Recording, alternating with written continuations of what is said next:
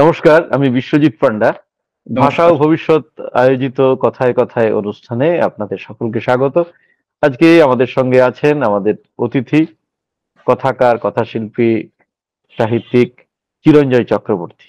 কিন্তু না, তার মৌলিক সাহিত্য নিয়ে আজকে কথা হয়তো বলবো না, বলা হবে না। আপনারা অনেকেই জানেন না, তিনি রামায়ণ বিশেষজ্ঞ। রামায়ণ নিয়ে অজস্র কাজ করেছেন। বহু জাতীয় এবং আন্তর্জাতিক রামায়ণ সংক্রান্ত সম্মেলনে ভারতের প্রতিনিধি হিসেবে তিনি অংশগ্রহণ করেছেন। আজকে তার রামায়ণ চর্চার কথা শুনবো। আজকের বিষয় তাই প্রসঙ্গ রামায়ণ। আমি চিরঞ্জয় দা বলি এবং তুমি বলি। আজকের এই অনুষ্ঠানেও সেভাবেই আমরা কথা বলবো তার সঙ্গে। প্রথমে ভাষা ও ভবিষ্যতের পক্ষ থেকে কথায় কথায় অনুষ্ঠানে তাকে স্বাগত জানাচ্ছি। নমস্কার। চিরঞ্জয় দা, হ্যাঁ, হ্যাঁ, আমরা এবার সরাসরি প্রশ্নে চলে আসি। আমরা শুরু করব। আমরা জানি তোমার অনেকগুলো রামায়ণের বই আছে, সেই বইয়ের প্রসঙ্গ আসবো। তো প্রথমে বলে দিই কয়েকটি রামায়ণ বইয়ের সংক্রান্ত বইয়ের কথা। যেমন শিশু রামায়ণ, অকথিত রামায়ণ, তারপরে চন্দ্রাবতী রামায়ণ তুমি সম্পাদনা করে প্রকাশ করেছো। তাছাড়াও তোমার মৌলিক লেখালেখির সঙ্গে আমরা যারা জানি, পড়েছি, তারা জানি রামায়ণের মিথ, অন্যান্য মাইথোলজির সঙ্গে সঙ্গে রামায়ণ সংক্রান্ত বহু মিথ তুমি তোমার লেখায় তুলে ধরেছো। আমরা সে কথাই আসবো। আমার প্রথম জানতে ইচ্ছে করছে যে রামায়ণ সম্পর্কে তোমার আগ্রহ কবে থেকে শুরু হলো, কিভাবে? আমি যখন খুব ছোট স্কুলে ভর্তি হয়নি, তখন আমার এক বাল্যবিধবা জেঠিমা রোজ গঙ্গা স্নানে যেতেন। আমরা তখন শ্যামবাজারে থাকি। তো আমিও ওই জেঠিমার সঙ্গে যেতাম। তো কাশীমিত্র গঙ্গার ঘাটে একজন বৃদ্ধা ভদ্রমহিলা ছিলেন, বাংলাদেশ থেকে এসেছিলেন। তার উপার্জন ছিল না, তিনি কাশীমিত্রের ঘাটে বসে কৃত্তিবাসী রামায়ণ পড়তেন। আর ওই যত মহিলা স্নান করতে আসতেন তারা তার কাছে ব্যাগ রাখতেন। তার ওখানে একটা রাম সীতার ছবি ছিল, একটা হনুমানের ছবি ছিল। তিনি গুনগুন করে পড়তেন, কেউ শুনতেও পারতো না। তো আমার জেঠিমা আমাকে রোজ নিয়ে গিয়ে ওনার কাছে বসিয়ে দিতেন। উনি আমাকে কোলে নিয়ে রামায়ণ পড়তেন। ওই আমার রামায়ণ প্রথম শোনা। আর উনি আমাকে মহাবীর বলে ডাকতেন। আর রোজ যখন ফিরতাম জেঠিমার সঙ্গে, মহাবীরের কলাটা আমাকে দিয়ে দিতেন। তো এই রামায়ণ ঠাকুমাই আমাকে প্রথম রামায়ণে আনেন আর কি বলতে গেলে। এবং ওইখানে যে কিছু কিছু মানে শ্লোকের মধ্যে বাংলায় যেটা মুখস্থ হয়ে গেছিল শুনতে শুনতে, সেটা আওড়াতাম। এই করতে করতে করতে করতে তারপরে ছোটদের রামায়ণ আমাদের বাড়িতে হাতে খড়িতে না, একটা উপহার দেওয়া হয়, সেটা ছবিতে রামায়ণ, ছবিতে মহাভারত। ফলে আমার কাছে আস্তে আস্তে এই বইগুলো আসতে শুরু করলো, পড়তে শুরু করলাম। আমার জেঠিমা রামায়ণ পড়াতেন অদ্ভুত ভাবে। একটা ভারতবর্ষের আউটলাইন মেঝেতে পারতেন। হয়তো বলতেন আমরা এইখানে কলকাতায় আছি, এইখানে অযোধ্যা, এইখানে লঙ্কা, মানে ম্যাপটা দেখে পড়াতেন। তাতে আমরাও বুঝতে পারতাম আমি অযোধ্যা থেকে কত দূর। মানে একটা আবহ তৈরি হয়েছিল আমাদের বাড়িতে। আমার জেঠিমা, আমি, এরা মিলে একটা রামায়ণের আবহ ছিল। এবং সেই আবহ থেকে আমি বেরিয়ে আসতে পারিনি। তো লেখালেখি শুরু হয়েছে অনেক পরে, অনেক পরে। এবং আমি প্রচুর রামায়ণ শুনেছি। এই যে পাড়ায় পাড়ায় হয় না যাত্রাপালা, হেজাক জ্বালিয়ে একটা উপরে একটা চাঁদোয়া টানিয়ে রামায়ণ পাল্লা হয়, মানে একই হনুমান হয়, কেউ তখন আবার দশরথ হয়। মানে একই লোক বারে বারে মেকআপ নিয়ে ফিরে আসে, 4-5 জনের দল। এরকম বহু বহু রামায়ণ আমি শুনেছি, দেখেছি। মানে রামায়ণের প্রতি আমার আগ্রহ বেড়ে গেছে ছোটবেলার থেকে। আর লেখালেখিতে শুরু হলো প্রথম ওই মাতৃশক্তিরা লেখা লিখতে বললো, সেই প্রথম লিখলাম ছোটদের রামায়ণ নিয়ে। আর আমি ছোটদের রামায়ণ যখনই পেতাম সংগ্রহ করতাম, করতে করতে 130টা ছোটদের রামায়ণ পেয়ে গেছি আমি, বাংলা ভাষায় লেখা। মানে অবিশ্বাস্য ব্যাপার, এত লোক রামায়ণ আমরা লিখেছে। আসবো, আমরা হ্যাঁ, লেখার আচ্ছা। কথায় আসবো। একটু ছোটবেলার তোমার প্রসঙ্গ যখন এলো, তুমি এটা শব্দ ব্যবহার করলে কথা বলতে বলতে, রামায়ণ ঠাকুমা। তুমি হুম, তাকে সেই নামেই ডাকতে। হুম, এবং মানে নিশ্চয়ই বলা বাহুল্য, আজকে তিনি নেই। তো হুম। তার প্রকৃত নাম কি তুমি কখনো জানতে পেরেছিলে? না, জানিও না, শুনিও নি কোনোদিন। আর তিনি কোথায় থাকতেন তাও জানি না। তবে তিনি একটা গেরুয়া রঙের পড়তেন, কিন্তু সন্ন্যাসিনী ছিলেন না তিনি। তোমার কত বয়স পর্যন্ত এই রামায়ণ ঠাকুমার সান্নিধ্য পেয়েছো আমি এবং রামায়ণের সান্নিধ্য পেয়েছো একই সঙ্গে? রামায়ণ ঠাকুমার সান্নিধ্য এবং রামায়ণের সান্নিধ্য। 2 পর্যন্ত, ধরো 5, 4, 2, 7 বছর পর্যন্ত পেয়েছি। জেঠিমার কাছে তুমি পড়া, এই যে রামায়ণ পড়া শুরু করলে, রামায়ণ ঠাকুমা থেকে রামায়ণ জেঠিমা, সেখানে হুম, এলাম। তো সেই রামায়ণ জেঠিমা হুম, তিনি তারপরে মানে 2 এর পরবর্তীকালে তিনি তোমাদের হুম। বিশেষ পদ্ধতিতে পড়ান।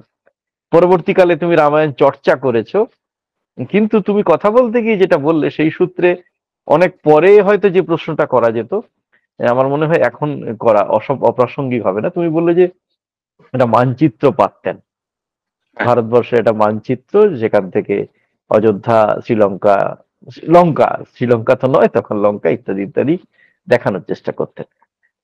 তুমি পরবর্তীকালে যখন এটা নিয়ে খুব বিস্তারিত চর্চা করা শুরু করলে, তোমার কি মনে হয় যে সেই যে ভূগোল, সেই ভূগোলের সঙ্গে মানে জেঠিমা সূত্রে যে রামায়ণের যে ভূগোলের সঙ্গে তোমার যে পরিচয় হয়েছিল, পরবর্তীকালে তুমি যখন বিশেষজ্ঞতার জায়গা থেকে একটা চর্চার জায়গা থেকে দেখলে, সেটাকে মেলাতে পারো? সত্যি সত্যি কি ওই ভূগোল রামায়ণে যেটা আমাদের মনে হয় বা জেঠিমার কাছে তুমি যেটা দেখেছিলে, তার বাস্তব ভিত্তি আছে? এই ভূগোলের জায়গা থেকে বলছি, ইতিহাসের জায়গা থেকে বলছি না। না, ভালো বলেছো প্রশ্নটা। উম, একটা শিশু মনে না, রামায়ণ তো কল্পনার, পুরোটাই কল্পনায় হয়, সবকিছু কল্পনায় হতো। তো শিশু মনে প্রশ্ন আসে, অযোধ্যা কত দূর? এই যে আমি কলকাতায় আছি, সেখান থেকে অযোধ্যা আদৌ আছে, অযোধ্যা নামে একটা জায়গা আছে, তখন না কল্পনাটা আরো গেড়ে বসে, মানে তার শিকড় বাকড় নিচে চলে যায়। আর এই জায়গাটা যদি না থাকতো আদৌ, যেমন তুমি এই যে কোনো ইংরাজি রূপকথায় দেখবে আমরা সেই জায়গাটা চিনি না, জানি না, দেখানো হয় না। এই যে মহাভারতের জায়গা আছে, রামায়ণের জায়গা আছে বলে আমরা দৌড়ে দৌড়ে এখনো যাচ্ছি কিন্তু দেখতে। আর এইটা খুব দরকার ছোটদের বোঝাতে গেলে, যে অযোধ্যা বলে একটা জায়গা সত্যি ছিল। ধরো আমি এবারে যে আমি যে যখন অযোধ্যায় গেছি প্রথমবার, আমি ওই নদীর পাড়ে দাঁড়িয়ে দেখছি যে অযোধ্যা নগরীটা কিরকম কিরকম হতে পারে। যখনই হাঁটছি ভিতরে, যখন যাচ্ছি, অযোধ্যা মন্দির তৈরি হচ্ছে, তখন ভাবছি যে রাম মন্দির হচ্ছে আর কি, ভাবছি এখানে রাম খেলে বেড়াতো, এখানে লক্ষণ খেলে বেড়াতো, মানে এরকম একটা সেন্সেশন তৈরি হচ্ছে। মানে ছোটবেলা থেকে এই ব্যাপারটা তৈরি হয়ে গেছে, ওই অযোধ্যায় যাব, অযোধ্যার দেখতে হবে, এই স্বপ্নটা জেঠিমাই তৈরি করে দিয়েছিলেন প্র্যাকটিক্যালি আমাকে। বা যে শ্রীলঙ্কায় গেলাম, আমি কিন্তু ওই আমরা আমরা আসছি, শ্রীলঙ্কার কথা পরে আসবো। আসবো, পরে না, আসবো, ঠিক আছে, আমাদের আমাদের প্রশ্নটা কিন্তু ঠিক আমি সেটা জানতে চাইছি না। জেঠিমা ঠিক আছে। তোমাকে ম্যাপ দিয়ে দেখাতেন, সেটা তো খুব ভালো, সেটা নিয়ে কোনো প্রশ্ন নেই, এবং তাতে তোমার শিশু মনে গেঁথে গেছে সেই দাগগুলো, এখনো আছে, জলজল করছে সেই স্মৃতি। সেটা না, আমি জানতে চাইছি তিনি ভূগোলটাকে যেভাবে দেখাচ্ছিলেন, আর পরিষ্কার করে বলি যে হুম, অযোধ্যা হচ্ছে এখানে, এখানে রামচন্দ্র জন্মগ্রহণ করেছিলেন। শ্রীলঙ্কা হচ্ছে, সরি ভুল বলছি, লঙ্কা হচ্ছে এখানে, এখানে রাবণ রাজ ছিলেন। তপবন হচ্ছে এখানে, এখানে বাল্মীকি ছিলেন, ইত্যাদি ইত্যাদি, কিষ্কিন্ধা এখানে। সেইটাকে পরবর্তীকালে তুমি যখন বিস্তারিত ভাবে চর্চা শুরু করলে, সেই জায়গায় তুমি কি মেলাতে পারো? আমি ভূগোলের জায়গা থেকে বলছি, একেবারে হ্যাঁ, মেলানো যায়, মেলানো মাইথোলজি, যায়। ইতিহাস সেই না, না, টাইপের। মেলানো যায়, মেলানো যায়, মেলানো যাচ্ছে। হ্যাঁ, ওকে, এবার আমি জানতে চাইছি, যেহেতু লঙ্কার কথা তুমি এলে, কয়েকদিন আগে, মাসখানেক এরকম সময় আগে, চিরঞ্জয় দা, আপনারা যারা শুনছেন তাদের উদ্দেশ্যে বলছি, শ্রীলঙ্কা গিয়েছিলেন রামায়ণ সংক্রান্ত একটি আন্তর্জাতিক আলোচনা চক্রে, ভারতবর্ষের প্রতিনিধি হয়ে তিনি গিয়েছিলেন। তো তোমার কি মনে হয় যে এখনকার যেটা শ্রীলঙ্কা, আহ, তা সেটা কি ওই রামায়ণের যে লঙ্কা, তার সঙ্গে ভৌগোলিক দিক থেকে মিলে যায়, মেলানো সম্ভব? না, সেটা সম্ভব না। যা আমরা রামায়ণে পড়ি তার সঙ্গে তো মেলে না কিছু। আর সে তো রাবণের শ্রীলঙ্কাও নেই, সোনার লঙ্কাও নেই। আর ফলে মেলাবো কি করে? যা পড়েছি তার সঙ্গে তো মেলে না। এখন একটা নতুন দেশে গেছি, এখন ওইখানে কিছু কিছু গল্প তৈরি হয়েছে রামায়ণ নিয়ে, সেই সব জায়গাগুলো আমরা দেখেছি। এবার যেমন আমাদের ভারতবর্ষের যে প্রত্নতত্ত্ববিদ একজন আছেন, এইচ ডি সাংকালিয়া, তিনিও বলছেন যে না, ওই লঙ্কাটা এই লঙ্কা না, মানে রামায়ণের লঙ্কা ওইটা না। এখন ফলে আমার মধ্যে দিয়ে এইগুলো বিভিন্ন বইপত্র পড়ে নানা রকম প্রশ্নও তৈরি হচ্ছে। এবং একটা একটা সবচেয়ে মজার ব্যাপার, শ্রীলঙ্কায় গিয়ে দুটো অশোক বন আছে, দু জায়গায় দুটো অশোক বন আছে, দূরত্ব তাদের মধ্যে প্রায় 500 মাইল হবে। তো এই দুটো অশোক বন কি করে হয়? দু জায়গার নাম আছে অশোক বন, এর দেখে আমারই চমকেই গেছিলাম। কিন্তু প্রশ্নের উত্তর দেওয়ার সেই সময় কেউ ছিল না। ফলে আমরা তো ওখান থেকে বেরিয়ে আসার পর ঘুরেছি, বুঝতে পারলাম না। একজনকে চিঠি লিখেছি আমি, যে দুটো অশোক বন কেন, মেলানো একটু অসম্ভব হয় এখন, কিন্তু ভারতবর্ষে যেটা আমি বললাম ভূগোলের সঙ্গে মিলে, ভারতবর্ষ তো মানে কিছু কিছু দৃশ্য বা কিছু কিছু ব্যাপার আছে এখন, কিছু কিছু ব্যাপার ভারতবর্ষের যেখানেই যাবে রামায়ণের সঙ্গে মিলে যাবে। যেমন নদীগুলো পাচ্ছ, নদীর নাম তো পাল্টায়নি, নদীর তীরে হয়তো রাজপ্রাসাদটা নেই কিন্তু নদীটা আছে। এই যে কাকচক্ষু জল বলতো, নদীর জল, জলটা তুলে যখন দেখছি সত্যি কাকচক্ষুই জল, টলটল করছে জল, এত সুন্দর জল। মানে এইগুলো কিছু কিছু মেলে, কিন্তু ওখানে গিয়ে কিছু মেলাতে পারছি না।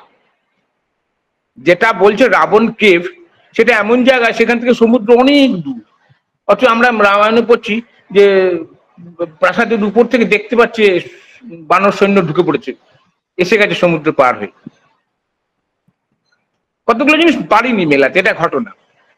না ঠিক আছে, এই প্রথম কথা এইটা আমি খুব একটা মানে মনে করছি না সমস্যার, যে কারণ রামায়ণ রাবণ ওখান থেকে দেখতে পাচ্ছে রামায়ণ সমুদ্র পার করে এসে গেছে, কারণ সমুদ্র আমরা জানি যে সরে যায়, তো অনেক বছরের গল্প, অনেক সেটা নিয়ে না। কিন্তু যে প্রশ্নটা তুমি আমরা আসলে জানতে চাইছিলাম বারবার, তুমি বললেও এখন, তুমি একজনের কথা বললে, তিনি প্রশ্ন তুলেছেন, তিনি সন্দেহ প্রকাশ করেছেন যে যে লঙ্কার কথা রামায়ণে আছে এই শ্রীলঙ্কা সেটা নয়। আমি এই জায়গা থেকেই জানতে চাইছিলাম যে আমাদের এই তোমার গভীরতর চর্চার জায়গায় এই ভূগোল সম্পর্কে কতটা তুমি সন্দিহান হয়েছো।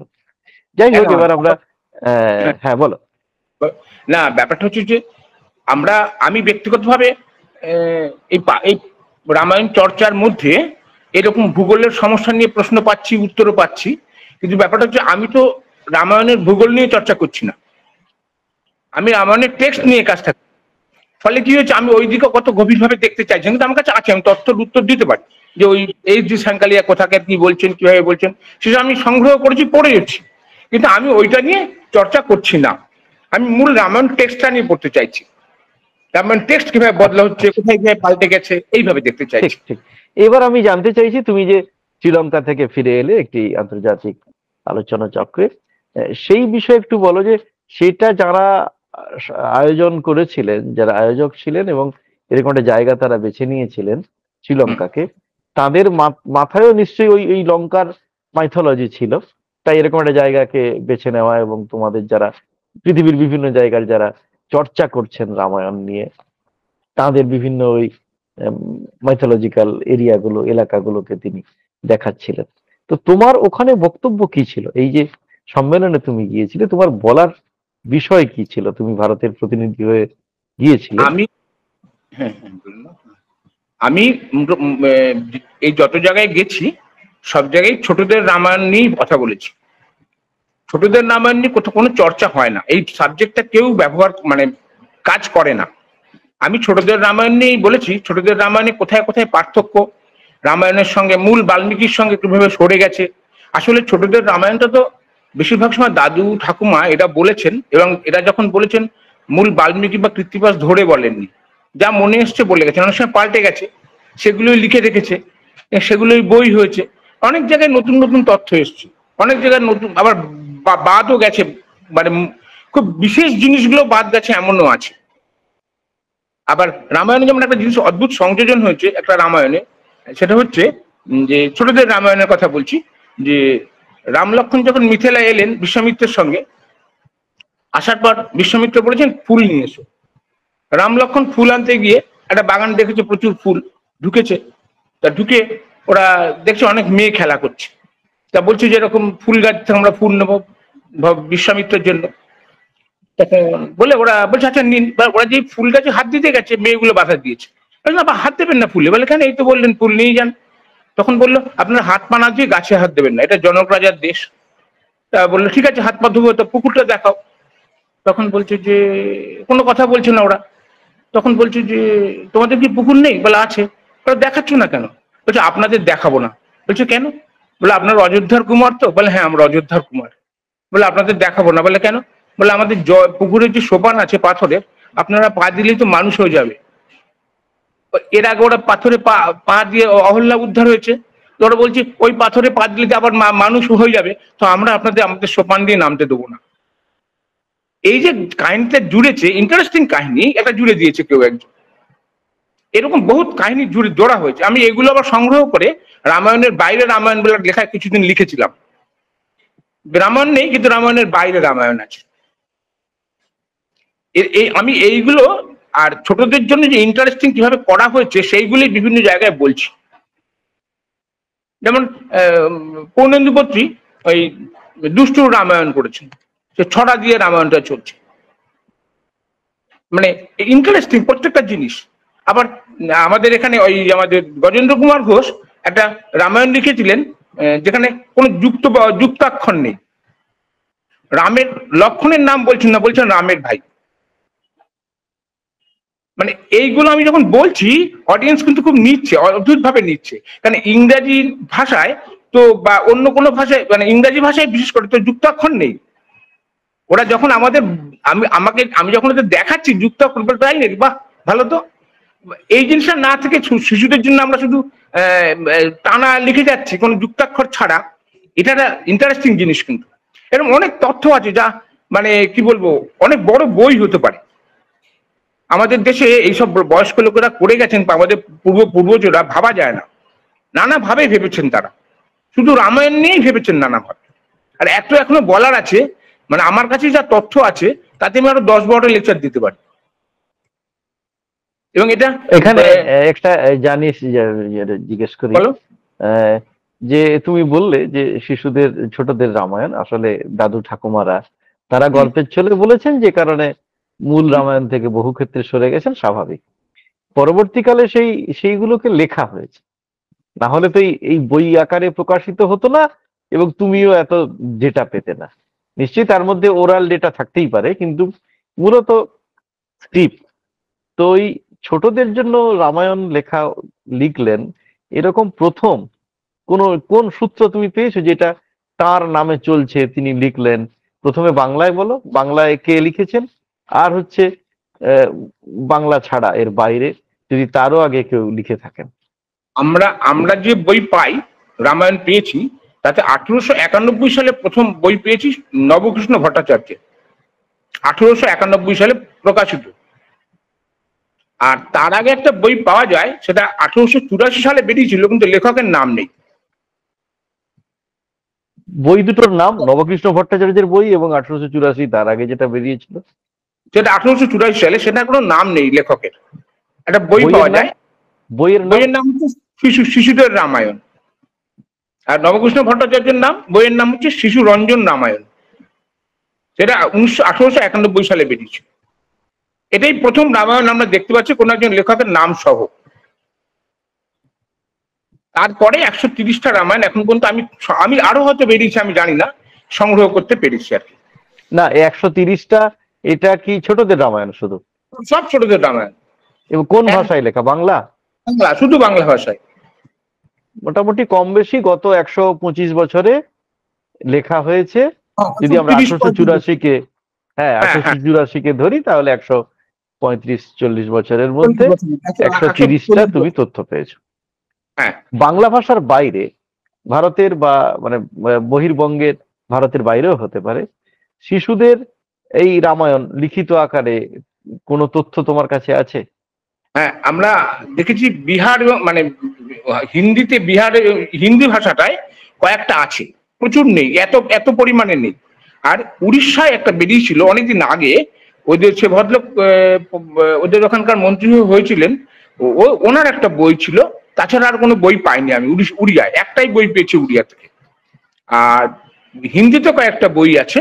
আর এমনি মারাঠি বা অন্যান্য, যেমন মারাঠি যেমন রামায়ণ, মানে ভান্ডারকার রিসার্চ ইনস্টিটিউট যেমন রামায়ণ বা মহাভারত প্রচুর কাজ করেছে, ছোটদের জন্য ওরা এত কাজ করেন। ছোটদের জন্য ওদের যে বইগুলো আছে সিঙ্গেল বই, আর কি, ধর সীতার চরিত্র, হনুমানের চরিত্র, রামের চরিত্র আলাদা আলাদা করে রেখেছে ওরা।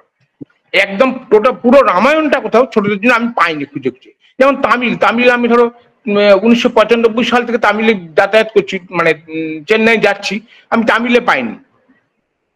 এখনো পর্যন্ত আমি তামিল জোগাড় করতে পারিনি একটাও বই যে শুধু ছোটদের জন্য পূর্ণাঙ্গ রামায়ণ আছে। আর একটা ঘটনা ঘটে গেছে, ধরো আমরা যখন বড় হয়েছি তখন ইংরাজি ভাষা, ইংরাজি মিডিয়ামের শিক্ষাটা শুরু হয়ে গেছে। আমরা বড় হয়ে যাওয়ার পর, আমাদের ছোট সময় ছিল না। এবং তারপরে আমরা যখন খোঁজ করতে শুরু করছি, এখন কিন্তু ওই ইংরেজি রামায়ণই সবাই পড়ে। আর পশ্চিমবঙ্গের বাইরে যারা ইংরেজি পড়ে তারা চক্রবর্তী রাজা গোপালাচারীর রামায়ণটাই ছোটবেলা থেকেই পড়ানো হয়। যেমন ধরো, যখন ছোটদের রামায়ণ ছিল না, মহাত্মা গান্ধীর সময়, বিবেকানন্দের সময়, তখন তারা বাল্মীকি রামায়ণ বা রবীন্দ্রনাথ, দেখো বাল্মীকি রামায়ণ মুখস্থ ছিল রবীন্দ্রনাথের, পুরোটা উনি মুখস্থ বলতে পারতেন। যেখানে নেই তারা বড়দের রামায়ণই পড়ে। শ্রীলঙ্কাতেও পাইনি, আমি অনেক খুঁজেছি, ছোটদের কোনো রামায়ণই পাইনি। এতগুলো শহরে গেছি, গিয়েই বইয়ের দোকানে ঢুকেছি, সবাই তাকিয়ে থাকে ছোটদের রামায়ণ বললে। যখন বের করছে একটা ক্যারেক্টার রাবণ, একটা ক্যারেক্টার সীতা, মোটামুটি 5টা ক্যারেক্টার পাওয়া যায়, রাম, লক্ষ্মণ, সীতা, রাবণ আর হনুমান। এই 5টা ক্যারেক্টার হচ্ছে মানে ম্যাক্সিমাম জায়গায় পাওয়া যায়, বাকিগুলোকে খুব ধরেও না। এখানে জানতে চাইছি, তুমি শ্রীলঙ্কায় গেছিলে, সেখানে তো শুধু ভারতবর্ষ থেকে নয়, আরো বিভিন্ন জায়গার প্রতিনিধি, বিভিন্ন দেশের যে প্রতিনিধিরা এসেছিলেন। তো তাদের জায়গা, তাদের দেশে এই ছোটদের রামায়ণ আলাদা কোনো বই আকারে পাওয়া যায়, মানে বাংলার, ভারতের বাইরে? আমি যত লোকের সঙ্গে দেখা হয় মানে আমার পশ্চিমবঙ্গের বাইরের সবাইকে আমি এই অনুরোধটা করি যে ছোটদের রামায়ণ পেলে আমাকে একটু দেখুন বা জানাবেন, ছবি তুলে পাঠান। এবারেও আমি সবাইকে 41 জন মোট লোক ছিল, সব জায়গা থেকে এসেছিল, সবার কাছে আমি একটাই অনুরোধ করেছি, আপনার কাছে থাকুক, আপনার লাইব্রেরি থাকুক, আমাকে একটা ফটোকপি পাঠান, একটু আমাকে কি আছে পাঠান, যে ভাষায় হোক। তা আমাকে একজন বললো, সে ভদ্রলোক এসেছিল ওই থেকে, প্যালেস্টাইন থেকে, সে বললো আপনি পড়তে পারবেন ভাষা? আমি পড়িয়ে নেবো। বলে কি করে পড়বেন? আমি বললাম কেন, ইয়েতে যাবো, কমিশন, এই হাই কমিশন অফিসে যাবো, গিয়ে লোক পেয়ে যাবো, আমি পড়িয়ে আনতে পারবো। ফলে বেশিরভাগ দেশেই না, আমি যেটা বলতে চাইছি, এই যে ছোটদের রামায়ণ নিয়ে বারবার আমি প্রেজেন্ট করছি এই সব জায়গায়, সবাই কিন্তু চমকে আছে, ছোটদের জন্য এত রামায়ণ আছে, এইভাবে লেখা হতে পারে, পূর্ণাঙ্গ রামায়ণ আছে। এইটা একটা অবাক কাণ্ড। আমিও এখন ভাবছি যে কিভাবে শুধু বাংলায় এই ব্যাপারটা হলো কি করে, আর কোনো ভাষায় হলো না। আসলে আমাদের বাংলাদেশে, এটা আমার ধারণা নয়, আমি এই মধুসূদন সরস্বতীর জীবনী করতে গিয়েও দেখলাম, পড়াশোনার যে ব্যাপকতা ছিল সমগ্র বাংলাদেশে, খুব কম জায়গায় ছিল, খুব কম জায়গা। তুমি খেয়াল করে দেখবে, মোগল সম্রাটের দরবারে প্রচুর বাঙালি লোক ছিল, এই বীরবল থেকে শুরু করে সবাই বাঙালি। কিন্তু খেয়াল করে দেখো, মানে ব্রিটিশরা আসার আগের কথা আমি বলছি, বাঙালিরা এরকমই পণ্ডিত ছিল যে তারা বিভিন্ন জায়গায় পৌঁছে গেছে, ভাবা যায় না। আমরা সেই ঐতিহ্য ধরে রাখতে পারিনি ঠিকই, এবং এই জন্যই আমার মনে হয় এত ছোটদের জন্য এতগুলো রামায়ণ হয়েছে, এই জন্যই আমার ধারণা। বাংলার এই ঐশ্বর্য আছে। তুমি বললে যে শ্রীলঙ্কা, নিঃসন্দেহে, হ্যাঁ, মানে অনেকের সঙ্গে বাইরের থেকে যারা এসেছিলেন কথা বলেছো, তারা এই পাঠাতে বলেছো, মানে তার মধ্যে কেউ কেউ বলেছেন আছে, মানে তারা এতটা আর বলতে পারেননি, তাই চমকে উঠেছেন যে ছোটদের জন্য রামায়ণ লেখা হতে পারে। এখানে আরেকটা প্রশ্ন, হ্যাঁ প্লিজ বলো বলো বলো। আমি চারজন আমার লেখাটা জেরক্স করে নিয়েছে, ওইখানে 4 জন আমার থেকে লেখাটা নিয়ে ওইখান থেকে জেরক্স করে নিয়ে গেছে, মানে এটা ওরা আবার শুনেছো তো, পড়বে বলে। হ্যাঁ, তুমি একটা প্রশ্ন করছিলে, বলো। মানে তোমার যে পেপারটা ওখানে দিয়েছিল, ওই পেপারটার কথা বলছো? হ্যাঁ। এবং সেটা অবশ্যই ছোটদের রামায়ণ নিয়ে। তোমার শিশু রামায়ণ কথা, এই বইটি কত সালে প্রকাশিত হয়েছিল? 2000 সালে। 2000 সালে, মানে তারও আগের থেকে তুমি চর্চা করছো। শ্রীলঙ্কার আগে তুমি কয়েক বছর আগে আমরা জানি ইন্দোনেশিয়ার বালিতেও গিয়েছিলে এই রামায়ণ সংক্রান্ত একটি সম্মেলনে অংশগ্রহণ করতে। তখন সেখানেও কি তোমার বক্তব্য একই ছিল, যে ছোটদের রামায়ণ? একদম। না, আমি এটা ঠিকই করে নিই, যে ধরো তোমরা যারা একাডেমিশিয়ান, তোমাদের অনেক রিসোর্স আছে, তো আমি তো একা করি কাজ, আমি একটা সাবজেক্ট ধরে নিয়েছি যে আমি এখান থেকে বেরোবো না, এখানে লোকও নেই, আমার গাইডও নেই, কিছু নেই, আমি আমার মতো করে যাচ্ছি কাজ। আমি দেখলাম অন্য কাজে অনেক লোক আছে, কিন্তু এই কাজটা কেউ করছে না। যাই হোক, বলো প্রশ্ন। হ্যাঁ, তুমি তোমার আরেকটি বইয়ের কথা বলি, আমরা শুরুতে বলেছিলাম রামায়ণ সংক্রান্ত বই, অকথিত রামায়ণ। সেখানে প্রধানত তুমি বিভিন্ন চরিত্র এবং কোন ঘটনা, যে ঘটনাগুলো মূল বাল্মীকি রামায়ণে নেই, সেটাকে তুলে ধরবার চেষ্টা করেছো। সেই বইটিতেও কি ছোটদের যে জায়গাটা সেটা প্রাধান্য পেয়েছে? না, এখানে ছোটদের কোনো ব্যাপার নেই। এখানে আমি কাজটা করেছিলাম, যেমন ধরো আমার মাথায় একটা প্রশ্ন এসেছিল যে রাম লক্ষণ বাল্মীকি এই ইয়ের সঙ্গে, মহর্ষির সঙ্গে যে গেলেন মিথিলায়, তারপরে হরধনু ভঙ্গ করলো, তারপরে 12 দিন পরে রাম সীতার বিয়ে হয়। তাহলে রাম লক্ষণ এই 12 দিন কি করলো? রাজার পুত্ররা ওখানে মিথিলায় বসে, আমি ওইটা নিয়ে আর লেখা লিখলাম যে বিয়ের আগের 12 দিন।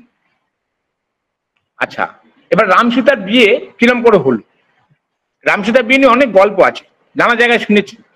যেমন সীতা ছোট ছিল, রাম লম্বা ছিল, সীতা রামের গলায় মালাটা পরাতে পারছে না। লক্ষণ কি করেছে, রামকে নমস্কার করার ভঙ্গিমায় নিচু হয়েছে, মাথার নিচু হয়েছে, সীতা মালা দিয়ে দিয়েছে। মানে এই যে এগুলো বিভিন্ন জায়গায় গল্প পেয়েছি আমি। এই গল্পগুলো রাম সীতার বিয়ে বলে একটা প্রবন্ধ লিখে তার মধ্যে জুড়েছি। না, আচ্ছা, বুঝলাম না আমি। লক্ষণকে মালাটা লক্ষণ নমস্কার করেছে? লক্ষণ রামকে নমস্কার করার ভঙ্গিমায় নিচু হয়েছে, তা রাম তাকে বাধা দিতে গিয়ে নিচু হয়েছেন, বা হাত তুলে দেবে, ভাইকে তুলে আচ্ছা, দেবে। আচ্ছা। তখন সীতা কি করেছে, মালার রামের গলায় পরিয়ে দিয়েছে। মানে এইরকম বিভিন্ন গল্প। তুমি এই তথ্যগুলো যেখান থেকে পেয়েছো, সেই তার উল্লেখ করেছো তথ্য সূত্রগুলো? আর সপ্তপথে বেশিরভাগটাই ওরা বিভিন্ন মানে তোমার আসে না, এই যে রামায়ণ কথক। যেমন আমাদের দেশে প্রচুর, মানে হিন্দি ভাষী অঞ্চলে প্রচুর রামায়ণ কথক আছেন এবং বিখ্যাত বিখ্যাত লোক আছেন। পণ্ডিত সোমনাথ বলে একজন, তিনি শুধু ওই সুন্দরকাণ্ডটাই পড়েন, আর কোনো কাণ্ড পড়েন না। পণ্ডিত সোমনাথ অসাধারণ তার, এবং তিনি অনেক গল্প জুড়ে দেন, বিভিন্ন জায়গাতে গিয়ে গিয়ে আনেন, এই গল্পগুলো জুড়ে দেন। শ্রীকান্ত বর্মা বলে একজন, তিনি পুরো রামায়ণ পড়েন। আমাদের কলকাতায় এরকম অনুষ্ঠান হয়, মারোয়ারিরা করে, বিভিন্ন জায়গায় হয়। আমরা তো এগুলো উঠে গেছে, আমাদের বাঙালি কথক তো এখন আর নেই। বাংলা এই কথকতা করতে আর পেট চলবে না, ফলে আর বাঙালি কথক নেই। বেশিরভাগটাই ওরা যে। এবার আমি জানতে চাইছি তোমার আরেকটি বইয়ের কথা, চন্দ্রাবতী রামায়ণ। আমরা জানি চন্দ্রাবতী রামায়ণ লিখেছিলেন মধ্যযুগে তিনি। তো এইটা তো ছোটদের জন্য ছিল না। না, এটাও ছোটদের জন্য, আমিও ছোটদের জন্য লিখিনি। এখানে কি হয়েছে বলি, চন্দ্রাবতী রামায়ণ পড়ার পর আমি দেখলাম এই রামায়ণটা একদম অন্য, বাল্মীকির বিপরীত রামায়ণ। বাল্মীকির সঙ্গে এর কোনো সম্পর্ক নেই। কিন্তু রাম সীতা আছে, রাবণও আছে, কিন্তু বাল্মীকির সঙ্গে কোনো সম্পর্ক নেই। তাহলে ভালোতে বেশ পড়ে আনন্দ পেলাম। তারপরে পড়ার পর আমি একটা প্রসঙ্গ কথা বলে একটা লেখা লিখেছি। এটা লেখার পর সূত্রধরের সম্পাদক ওইটা পড়ে আমাকে বললো, আমাকে দিন না বইটা করি। আমি ওকে দিয়ে দিলাম মূল টেক্সট আর ওই আমার প্রসঙ্গ কথা দিয়ে একটা বই হলো। আর ইন্টারেস্টিং ব্যাপার হচ্ছে, এটা বোধহয় কোনো ইউনিভার্সিটিতে চন্দ্রাবতীর কথা টেক্সট হিসেবে বোধহয় পড়ানো হয়, আমি জানি না। ওর বইটা ও পড়ার পর আমাকে বলছে অমুক কোথায় কোথায় পড়ানো বলেছিল, ভুলে গেছি আমি। যাই হোক, সেটা আমার দরকার নেই। তা অনেকেই আমাকে ফোন করে, জানতে চায় এটা সম্বন্ধে। আমার ভালো লাগে, যা কাজটা করে ফেলেছিলাম, পড়তে পড়তেই যাচ্ছি।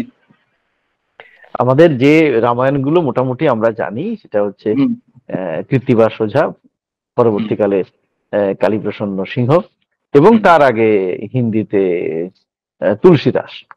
তারাও ও সরি, দুঃখ, হ্যাঁ ঠিক ঠিক, হ্যাঁ ঠিক। তো আর তুলসীদাস, এরা যেটা করেছেন, এরাও কিন্তু বাল্মীকির থেকে তার মতো করে সরে এসেছেন। নিশ্চয়ই চন্দ্রাবতী আরো অনেক বেশি সরেছেন, যে কারণে তোমার মনে হয়েছে এটা নিয়ে একটা চিন্তা ভাবনা করা দরকার, এবং তুমি করেওছো। একটা দুটো যদি উদাহরণ তুমি দাও, যে কোথায় তার মনে হয়েছে তোমার যে বাল্মীকির থেকে একেবারেই আলাদা।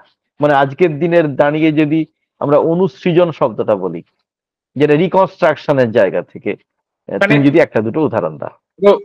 এই চন্দ্রাবতীর সময় কিন্তু অনেক পুরনো, মানে 1500 শতাব্দী, 16 শতাব্দীর মেয়ে। সেই সময় রামকে বকাবকি করছে, রামকে ছোট করছে, এটা কিন্তু ভাবা যায় না। তখন রাম তো মানে পূজনীয় সবার কাছে, রাম তো ভগবান। এটা হচ্ছে প্রথম পয়েন্ট। দ্বিতীয় পয়েন্ট, এই যে গল্পটার মধ্যে অনেক নতুন কাহিনী আছে। যেমন এখানে আমরা দেখেছি, যেমন গর্ভবতী হয়েছিলেন আমাদের মন্থরা। সে সন্তান রাখবে না বলে গঙ্গায় ফেলে দিয়েছিল, জলে ফেলে দিয়েছিল। আর এখানে একজন জেলে সেটা পায়, তার বউ সেটা নিয়ে নেয়, বউ সেটা দেখে বাচ্চা হয়, সেখান থেকে বাচ্চা হওয়ার পর বউ সেই মাছ বেচতে যখন জনক রাজার বাড়ি যায়, সীতাকে থেকে জনক রাজা বলে আমাকে দিয়ে দে, তুই তো গরিব মানুষ রাখতে পারবি না, আমাকে দিয়ে দে। ফলে ওইটা নিয়ে মানে পুরো ঘটনাটা কিন্তু আলাদা। জনক রাজা কিন্তু ওখানে ইয়ে থেকে পায়নি। তোমাকে আমি একটা টেক্সটটা দেবো, পড়ে দেখো, একদম সবটাই একদম অন্যরকম ভাবে লিখেছে ভদ্রমহিলা। ভদ্রমহিলা কিন্তু পিছনে একটা কারণ আছে, ও কিন্তু প্রেম করতো একজনের সঙ্গে, সে ওকে না রেখে, ওকে সঙ্গে মানে বিয়ে ঠিক হয়ে গেছে, ওকে বিয়ে না করে একজন মুসলমান সুন্দরী মহিলাকে বিয়ে করলো, করে তারপর আত্মহত্যাও করলো। তারপরেও শুধু শিব শিব পুজো করতো আর রামায়ণ নিয়ে ভাবতো, রামায়ণ লিখে ফেললো একটা। আরো অনেক কাহিনী আছে, বলতে গেলে অনেক সময় লাগবে। যেমন ধরো একটা একটা জিনিস ইন্টারেস্টিং এখানে, যে তিনি কিন্তু মানে রামের পুজো করছেন না, করছেন শিবের পুজো। ফলে একজন শিল্পীর দৃষ্টিভঙ্গি থেকে দেখা সম্ভব হয়েছে বলেই হয়তো রাম সম্পর্কে, রাম তো তার আরাধ্য দেবতা নন, তাই না, হয়তো তার পক্ষে এই কথাগুলো বলা সম্ভব হয়েছে, মানে বকাঝকা ইত্যাদি ইত্যাদি, যা যা তথাকথিত রামায়ণের যে মেজাজটাকে ভেঙে ফেলা হয়তো তিনি সম্ভব হতো না, তিনি যদি রামের উপাসক থাকতেন, যতটা তিনি না, শিবের উপাসক হওয়ার ফলে হয়তো হয়েছে। হ্যাঁ, বলো। তাহলে যে কোনো সমাজে রামের বিরুদ্ধে কথা বলা, এখনো এখনো যদি যতই আধুনিক আমাদের হয়, লোকে ধরো সবকিছু নিয়ে নিতে পারে বলি আমরা, এখনো রামের বিরুদ্ধে কথা বললে বেশ কিছু তোমার সামনের লোকে দাঁড়িয়ে যাবে এখনো। আর এতদিন আগে ১৬শ শতাব্দীতে বসে ভদ্রমহিলা করেছেন। আর একটা ইন্টারেস্টিং জিনিস হচ্ছে, ভদ্রমহিলা এই সীতাকে যে বাল্মীকি তপবনে রেখে আসলো রাম, সেই বিষয়ে উনি যে কাহিনী দিয়েছেন, যে সীতাকে তার ননদরা বলেছিল যে রাবণ কিরম দেখতে, একটু একে দেখাও, তো ওই একে দেখিয়েছিল, সেইটাই তার দোষ হয়েছিল। সীতা রাবণ কিরম একে দেখিয়েছিল, ঠিক আছে, তাতেই ওকে বনবাসী দিয়েছিল। আবার ইন্টারেস্টিং ব্যাপার হচ্ছে, উড়িষ্যার একজন রামায়ণ লিখেছেন, তিনি এই কাহিনীটা ওখানে ঢুকিয়েছেন, সীতা ছবি এঁকেছে আর কি, রাবণের ছবি এঁকেছে। তখন আমি বললাম, ওখানে যেখানে দেখলাম, আমি চন্দ্রপতি রামায়ণ থেকে এসছে। তখন ওখানে পার্বতী পট্টনায়ক ভদ্রমহিলা, আমি তাই নাকি, বলে আমাকে দেবে না, আমি চন্দ্রপতি রামায়ণ একটা পাঠিয়েছি। এটা চন্দ্রপতি রামায়ণে প্রথম ছিল। এগুলো তো হয়, এগুলো তো হতেই পারে, এগুলো তো না হওয়ার কিছু না। মানে মনের মধ্যে রাবণের ছবিটাকে ধারণ করেছিলেন সীতা, হ্যাঁ হ্যাঁ হ্যাঁ, তাই লিখতে পেরেছিলেন। তাই লিখতে তো পেরেছি। হ্যাঁ, তুমি একটু আগে বলেছিলে যে এখনো যে কারণে তুমি চন্দ্রাবতীকে এতটা গুরুত্ব দিচ্ছ, বা সাহসী শব্দটা না বললে ওটাই বোঝাতে চাইছো, যে এখনো উম এতে মানে এখনো যদি রাম সম্পর্কে কোনো কটূক্তি করা হয় বা নেগেটিভ কথা বলা হয়, তাহলে ৫ জন মানুষ দাঁড়িয়ে যাবে। আমি এই ও শব্দটাতে আমার আপত্তি আছে, আমি ঠিক উল্টো মনে করি, এখন দাঁড়িয়ে যাবে। আমি একটু অন্যভাবে দেখতে চাই, মানে চন্দ্রাবতীকে তার কৃতিত্ব থেকে আমি বিন্দুমাত্র খাটো না করেও বলছি, এখন দাঁড়িয়ে যাবে। আগে হয়তো যতটা আমরা সাহস করে বলতে পারতাম, এখন বলতে পারি না। না হলে তুমি নিজে ভাবো যে তুলসীদাসের আগে কিন্তু আমরা রামচন্দ্রকে অতটা ঈশ্বর হিসেবে দেখতে অভ্যস্ত নই। তিনি যেভাবে মানে ঈশ্বরত্ব আরোপ করলেন, মূল বাল্মীকি রামায়ণ দেখলে কিন্তু ঠিক উল্টো। অতটা মানে তুলসীদাস বা পরবর্তীকালে কৃত্তিবাস বাংলায় যেভাবে ঈশ্বরত্ব আরোপ করেছেন, বাল্মীকিতে তো নেই, বরং ঠিক উল্টো। তার স্ত্রীকে সন্দেহ করে গেছেন, এমনকি লক্ষণকে যেসব কথা বলেছেন, লক্ষণ সরযুতে যে আত্মবিসর্জন দিলেন, আত্মবলিদান দিলেন, তার মূলে তো সেই দুঃখ ছিল যে তার দাদা রাম তাকে অভিযোগ করছে। ফলে আগে এটা করা যেত আমাদের, এখন বরং সেটা নিয়ে আপত্তি আছে। এবার আমি আরেকটা জায়গায় চলে আসি, যে যেটা কথা হচ্ছিল যে বাঙালি মানুষে এবং পুরো ভারতবর্ষের মানুষে, সেক্ষেত্রে তুলসীদাসের একটা, আবারও বলবো, বিরাট একটা অবদান আছে, এবং কৃত্তিবাসের, যারা যে রামচন্দ্রকে ঈশ্বর হিসেবে এই দেখার যে প্রবণতা, এইটা ছোটদের রামায়ণে মানে ছোটদের জন্য যে তুমি যে ১৩০টা বই পেয়েছো, সেখানেও কি রামচন্দ্রকে এরকম ঈশ্বর হিসেবে দেখা হচ্ছে? না, ছোটদের রামায়ণে একটা বিশেষত্ব আছে, সেটা হচ্ছে এই যে ভাইয়েরা একসঙ্গে থাকা, একটা ভালো পরিবার হওয়া, ভালো শিক্ষা হওয়া, এগুলোই বেশিরভাগ রামায়ণে, ছোটদের রামায়ণে বর্ণনা করা হয়েছে। যে রামেরা 4 ভাই একসঙ্গে থাকে, একসঙ্গে খায়। আগে এখন যেমন একটিমাত্র সন্তান, আগে তো এরকম ছিল না, আগে তো অনেক বাড়িতে 4-5 জন ভাই বোন থাকতো। ফলে তারা যাতে একসঙ্গে রাম রাম রাম লক্ষণ ভরত শত্রুঘ্নের মতো থাকতে পারে। যেমন দেখো ভরত রাজা হলো না, ভরত আবার গিয়ে দাদাকে বললো তুমি রাজা হও, পাদুকেনের সিংহাসনে বসিয়ে রাখলো। এইগুলো হচ্ছে সংসার, মানে ছোটদের এগুলো শেখানো। দেখো ও কিন্তু লোভ করেনি, মা বলা সত্ত্বেও ওর মা ওকে বনবাসে পাঠিয়েছে, তাও কিন্তু আরেকটা ইন্টারেস্টিং জিনিস হচ্ছে, রাম যেদিন বনবাসে গেলেন তার পরের দিন কিন্তু তার অভিষেক হওয়ার কথা ছিল। রাম কিন্তু রামায়ণে কোনো কথা বলেননি। লক্ষণ কিন্তু রেগে গেছিলেন, লক্ষণ বলেছিলেন দশরথকে উনি মেরে ফেলবেন, মানে যেটা বলে না আমার কু হয়, সেটা লক্ষণ হতে চেয়েছিল, রাম তাকে বাধা দিয়েছিলেন। এবং রাম কোনো কথা না বলে বনবাসে চলে গেছিলেন এক কথায়। এগুলো কিন্তু একটা চরিত্রের লক্ষণ। এই চরিত্র যাতে ভালো হয় তার জন্যই ছোটদের রামায়ণ ওই এই বিশেষ জায়গায় না ইয়ে দেয়, জোর দেয়। বড়দের রামায়ণ বলতে এই যে একজনকে প্রশ্ন করেছি দেখলাম, ছোটদের রামায়ণ বড়দের রামায়ণের তফাৎ কি? বড়দের রামায়ণটা শুধু ওই অনুবাদই হয়, বাল্মীকির অনুবাদ বা কৃত্তিবাসের কথাটা লেখা হয়। ছোটদের রামায়ণে এমন ভাবে রামায়ণটা প্রেজেন্ট করা হয় যাতে সে তার জীবনটা পালন করতে পারে। রামের ভালো ভালো কাহিনী, লক্ষণের ভালো জিনিস, বা সীতার কি কি গুণ, এইগুলি প্রেজেন্ট করা হয়। দশরথের কি কি গুণ আছে দেখবে। বেশিরভাগ রামায়ণে ওই অন্ধমুনির কাহিনী খুব ছোট। দশরথ যে মারছেন, অভিশাপ নিচ্ছেন, অভিশাপটা শোনার জন্যই ওই অন্ধমুনির কাহিনী আছে ছোটদের রামায়ণে, কিন্তু বড়দের রামায়ণে দেখবে ডিটেলস আছে। মানে এরকম বিভিন্ন আছে বড়দের রামায়ণ ছোটদের রামায়ণ। ছোটদের রামায়ণে ইন্টারেস্টিং যেটা হচ্ছে যে ছোটদের বসিয়ে রাখতে হয়, ছোটদের বসিয়ে রাখবে গল্প বলে বলে, সেটা চারটিখানি ব্যাপার নয়। কিন্তু বড়দের রামায়ণ বলে ছোটরা বসে থাকবে না, যে একটা সরযুর বর্ণনা দিলে, বনের বর্ণনা দিচ্ছ, পঞ্চবটির বর্ণনা দিচ্ছ, তাহলে হবে না, তাহলে ছোটরা বসে থাকবে না। এইটা হচ্ছে ইন্টারেস্টিং ছোটদের রামায়ণের বড়দের রামায়ণের তফাৎ। মানে এটা হিতোপদেশ টাইপের, মানে শেষে একটা এটা বক্তব্য, সেই ভালো ভাই হবে, ভালো বাবা, ভালো মা। দেখো না কৌশল্যা কিন্তু কৈকেয়ীর উপর রাখছেন না, কোথায় এরকম বাক্য নেই যে কৌশল্যা কৈকেয়ীর উপর রেগে গেছে, যে কাল ছেলে রাজা হবে আজকে বনবাসে চলে গেল।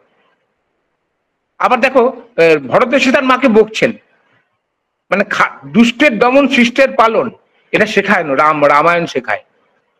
রামায়ণের সত্যি পারিবারিক মানে তোমার একটা গল্প বলি শোনো। তার মানে লক্ষ্মীকান্তপুর স্টেশনে বসে আছি, একটা রামায়ণ পড়ছিলাম, ইন্দোনেশিয়া থেকে এনেছিলাম, ওয়াং বলে রামায়ণ পড়ছি।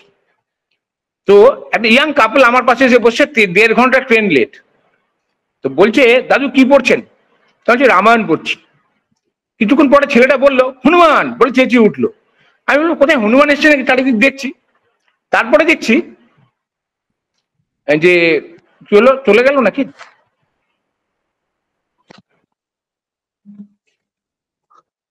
তোমার ভিডিওটা অফ হয়েছে, কথা শোনা যাচ্ছে ভিডিওটা। হ্যাঁ ঠিক আছে বলো। ও হঠাৎ বললো হনুমান, তো আমি চারিদিক দেখছি হনুমান কোথায় দেখছি না।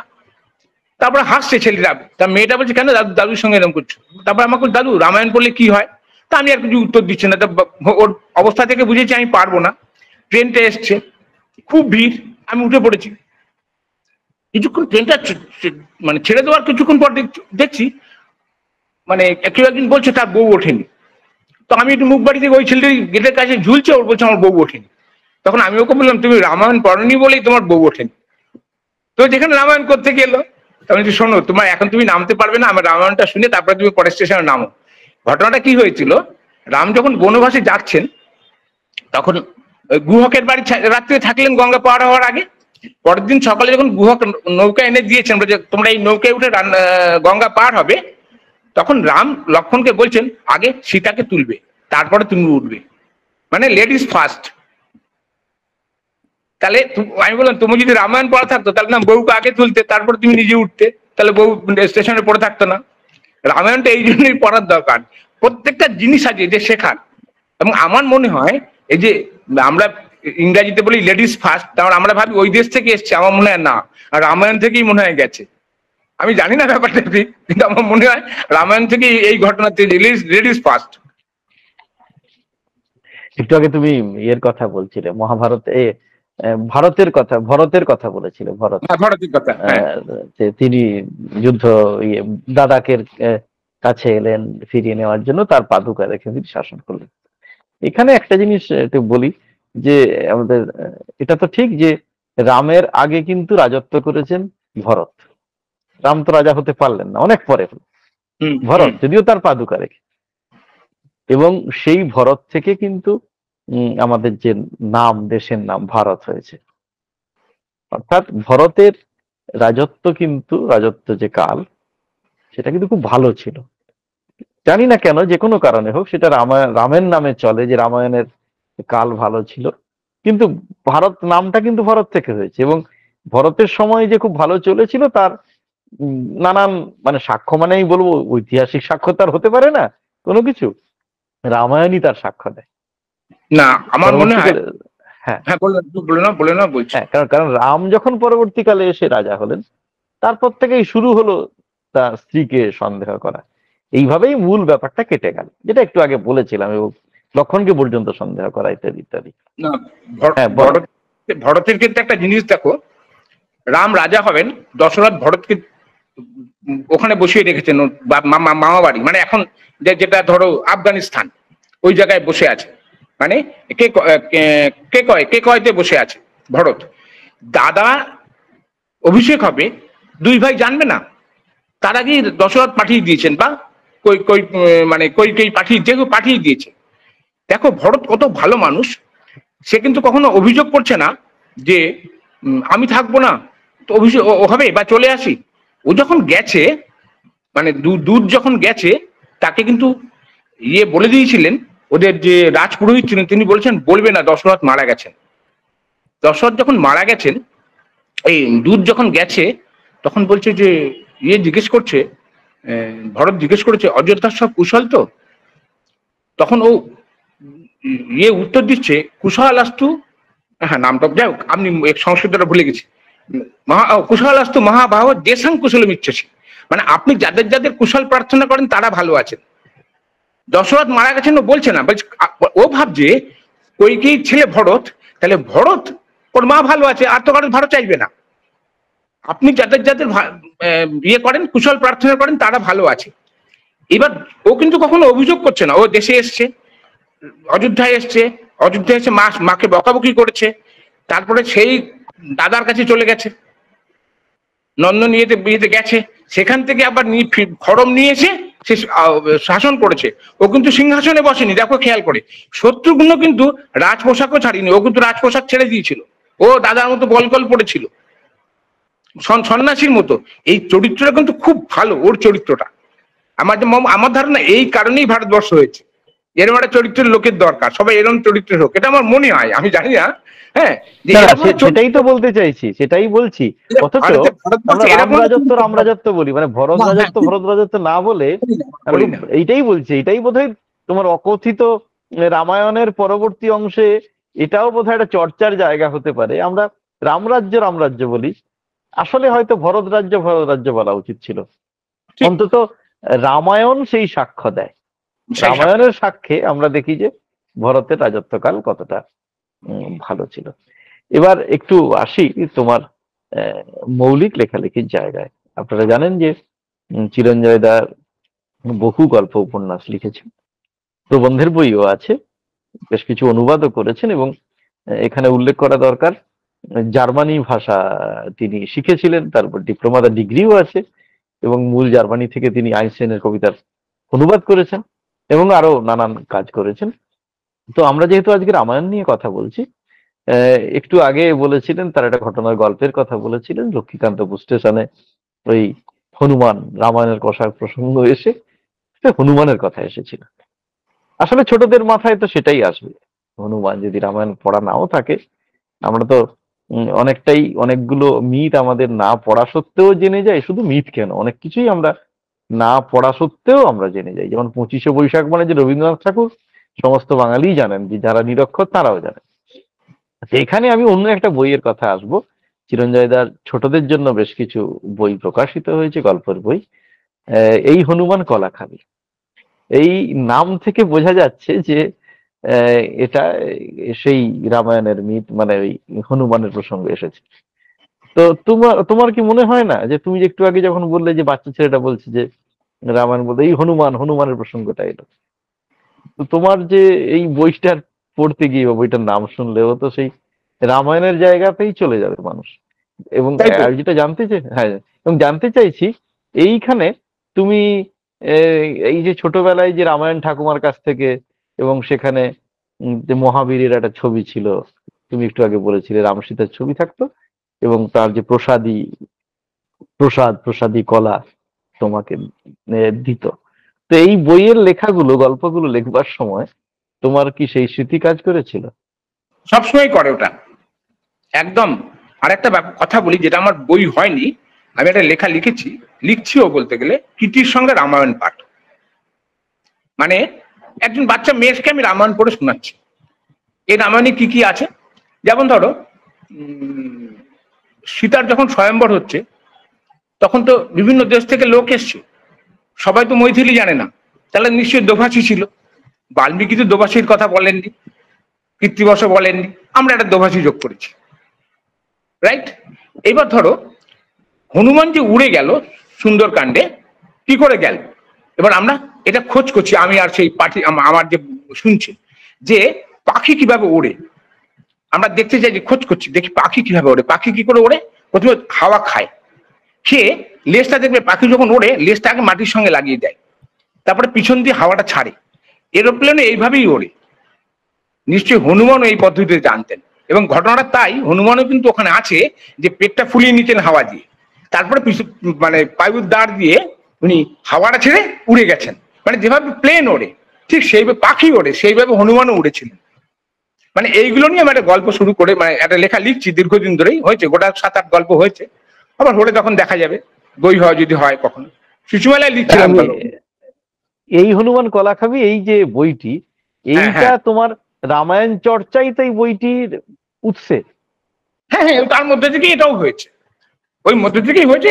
তখন অরিন্দম ওইটা নাম দিল আর কি, অরিন্দম বলে এই নাম দেবো, আমি ঠিক আছে দাও, আমার কোনো আপত্তি নেই। অরিন্দম মানে অরিন্দম বসু, লেখক অবিন্দ অরিন্দম বসু, হ্যাঁ, বসুর ওই কথা বলছেন। পরশপত্র থেকেই বেরিয়েছিল হ্যাঁ, বইটা। তার তার প্ররসপাত প্রকাশনী থেকে এই হনুমান কলা খাবি, এই ছোটদের লেখাটি বেরিয়েছে। এবং এটাও প্রায় এই ছোটদের যে শিশু রামায়ণ কথা বা ছোটদের রামায়ণ চর্চা চিরঞ্জয় দার তার মূলে আছে। এবার আমি একটু সিরিয়াস অন্য জায়গায় আসি, যে আপনারা জানেন চিরঞ্জয় দার বহু গল্প উপন্যাস লিখেছেন, মৌলিক সাহিত্য চর্চা করেন, অতি বিশিষ্ট একজন সাহিত্যিক। আমি চিরঞ্জয়দার কাছে জানতে চাইবো তোমার এই মৌলিক সাহিত্য চর্চাকে কতটা সমৃদ্ধ করেছে তোমার রামায়ণ চর্চা, এবং কিভাবে? ভালো। রামায়ণ চর্চা এই বাল্মীকি কৃত্তিবাস ছাড়াও বহু লোক বহুভাবে রামায়ণ চর্চা করেছেন, বহু ভাষায়, বহু বহু দৃষ্টিকোণ থেকে দেখেছেন। এই বইগুলো পড়ার পরে আমারও দৃষ্টিকোণটা পাল্টে গেছে। যেমন সবাই যত লোক, এই যে রঙ্গনায়ক আম্মা বলে হায়দ্রাবাদের এক ভদ্রমহিলা আছে, তিনি রামকে এমন ভাবে মানে লিখেছেন রামকে নিয়ে, যে সমাজচ্যুত হয়ে গেছেন। এই ওনাকে নিয়ে এটা বড় লেখা আছে নবনীত দেব সেনের। আমিও দেখা করতে গেছিলাম রঙ্গনায়ক আম্মার সঙ্গে, কিন্তু উনি ওই 5 মিনিটের বেশি সময় দিলেন না আর কি। নবনীত দেব সেন 3 দিন তার বাড়িতে ছিলেন, সেটা তার ব্যাপার, বড় মাপের মানুষ, যাই হোক। এইবার ব্যাপার হচ্ছে, এই অন্যরকম রামায়ণ পড়ার পর, বা রামায়ণের অন্যরকম ভাষা বর্ণনা পড়ার পর, আমারও না এই যে কমার্শিয়াল রাইটিংস থেকে দূরে সরে আসতে পেরেছি। এটা আমাকে সাহায্য করেছে। কিভাবে? না, লেখাটার থেকে আনন্দ পাওয়াটাই বড় কথা। লেখা কোথায় ছাপা হচ্ছে কিনা, কেউ কিছু বললো কিনা, এই নিয়ে আমার মাথা ঘামাই না, আমি এখনো ঘামাই না। 40 বছর ধরে এইখানে আছি, আমি এখনো লেখা ওই নিয়ে চিন্তা করি না। কেউ মানে গিয়ে দাঁড়িয়ে থাকবো ছাপা হবে কিনা, হ্যাঁ হয়তো পদ্ধতি আছে, আমি পদ্ধতিতে মানি না, আমি আমার মতো চেষ্টা করে যাচ্ছি। এবং রামায়ণ সত্যি খুব হেল্প করেছে। রামায়ণের এত ভারী, মানে সত্যি কথা বলতে কি, আমরা তো মূল রামায়ণের পড়ি না ভালো করে। আমরা তো রামায়ণে খালি আমরা কি বলি, দশরথ নামে এক রাজা ছিলেন, তার 4টে ছেলে ছিল, 3টে বউ ছিল, তারপরে সীতার সঙ্গে বিয়ে হলো, তারপরে বনবাসে গেল, বর পাওনা ছিল, বনবাসে চলে গেল। আমরা এর বেশ কিন্তু আমরা রামায়ণ নিয়ে পড়াশোনা করি না। রামায়ণ যদি আমরা পড়ি, কৃত্তিবাস বা বাল্মীকি, তার যা বর্ণনা, তার যা ভাষা, ভাবা যায় না, মানে চমকে যাওয়ার মতো। আমরা আমরা যখন লেখালেখি করি না, আমাদের লজ্জা লাগে যে কি কি লিখে গেছে ওরা। অনুবাদে পড়লেই এই অবস্থা মনে হয়, তো অরিজিনাল তো কি ভাবাই যায় না। মানে তুমি সাহিত্য মূল্যের কথা বলছো, রামায়ণের সাহিত্য মূল্যের কথা বলছো। রামায়ণের সাহিত্য মূল্যের কথা বলছি। শুধু তাই না, টেক্সট দেখো না, তার স্ট্রাকচার দেখো না, রামায়ণের স্ট্রাকচার ভাবা যায়। রামায়ণে তুমি দেখো, হনুমানকে দিয়ে কথা বলাচ্ছেন, জাম্বুবানকে দিয়ে কথা বলানো হচ্ছে। আমরা ভাবতে পারি এখন মানে মনুষ্যের তর প্রাণীকে দিয়ে কথা বলাচ্ছি, কোন গল্প উপন্যাস আমরা আনতে পেরেছি?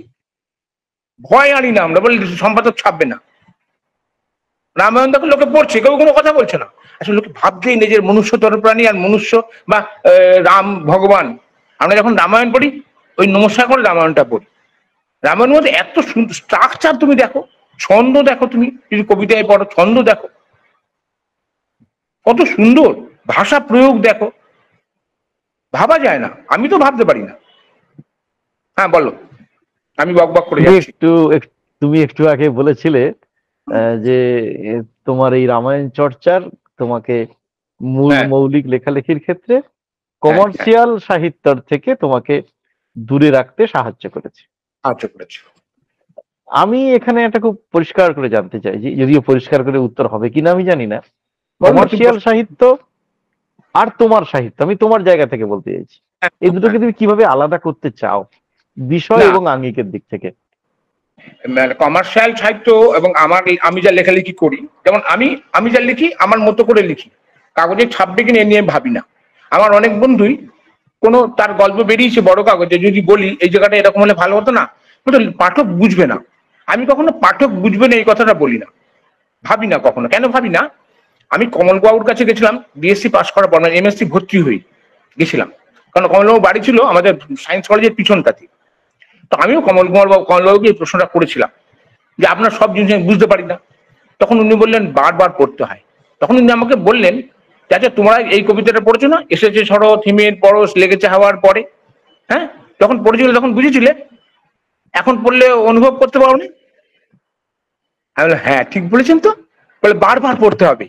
ওই এসেছে ঝড় থিমের পরশ, তোমার হিমের পরশটা লাগতে গেলে বুঝতে হয়, অনুভব করতে হয়।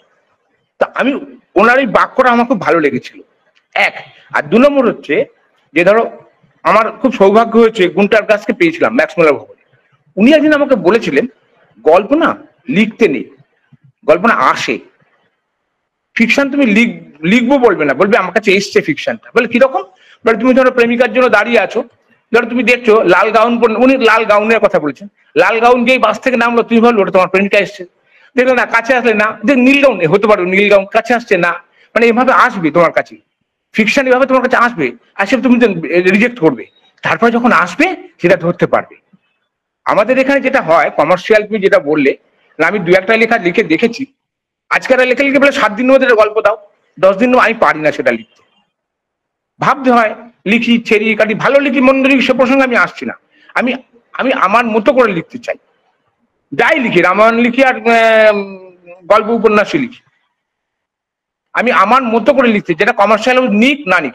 একটা আমি আশীর্বাদ পেয়েছিলাম একজনের কাছে, 6 পত্রিকা যখন আমরা করতাম গাণিতিক সাহিত্যের মুখপত্র, তাতে আমাদের অনেকে বকাবকিও করেছিল। বিমল কর আমাকে একটা কথা বলেছে, আমি ওনাকে প্রথম সংখ্যাটা দিয়েছিলাম, তারপর গোটা 2 সংখ্যা দিতে পারিনি। পূর্ণেন্দুপত্র আমাকে বললেন একদিন, এই বিমল দাকে পত্রিকা দিস না? বললো না দেখা হয় না, আমি তো আন্দোয়ায় যেতে পারি না, তুই কার্জন পার্কে গিয়ে দিয়ে আসবি। তারপর আমি কার্জন পার্কে গিয়ে দিয়ে এসেছিলাম। উনি আমাকে একটা কথা বলেছিলেন আমাদের ম্যাগাজিন পড়ে, যে তুমি না যেরকম লিখছো সেরকম লেখো, কমার্শিয়াল হাউসে যেও না, তুমিও অস্বস্তিতে পড়বে, আমরাও অস্বস্তিতে পড়বো, তুমি লিখে যাও, লেখাটা ছাড়বে না। এই যে এটা আমার কাছে আশীর্বাদ।